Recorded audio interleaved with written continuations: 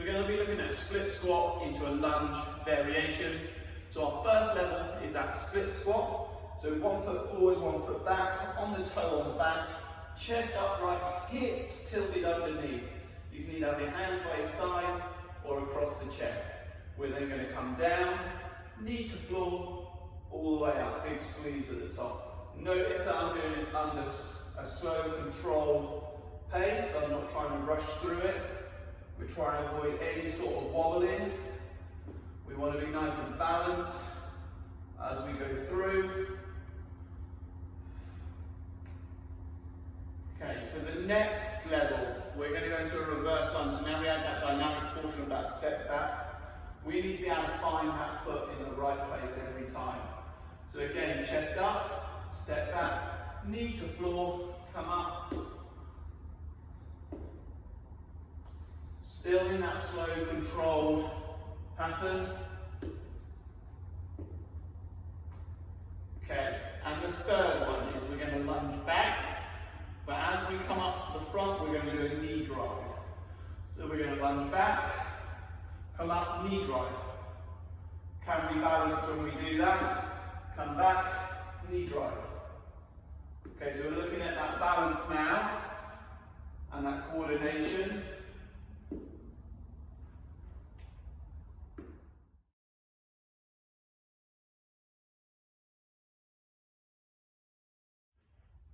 Jumps. So we're looking at being more explosive. We've already looked at broad jumps. We're now going to look at some vertical jumps. So how high can you jump? Can you touch the ceiling? Can you go outside and put a marker on the wall, see how high you can jump? So I want to see that nice dip down, jump up, land.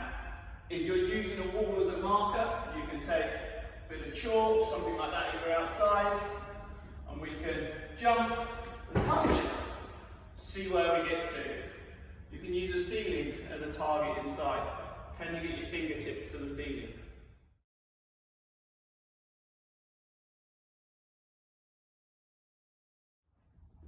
Cool. So we're going to be now looking at still having that hollow position that we can take into our swimming, but we're also going to add some other bits in there now. Okay? So we've got that hollow hold, whether we set up in that tuck position and extend out, or we just are somewhere in between. That's absolutely fine as long as we're pushing that tummy down.